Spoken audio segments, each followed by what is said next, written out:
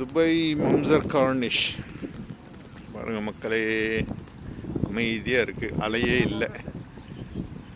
நம்ம ஊர் ஆறு மாதிரி இருக்குது.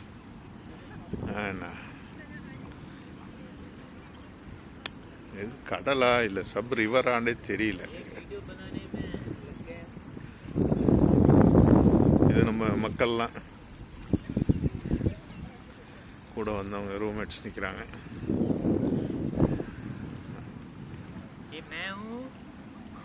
ये वो पार्टी हो रहा है, पार्टी। बशायर को रूम मिल गया, वो खुशी में है, बीबी आ रही है। जिसकी बीबी मोटी उसका बड़ा नाम है।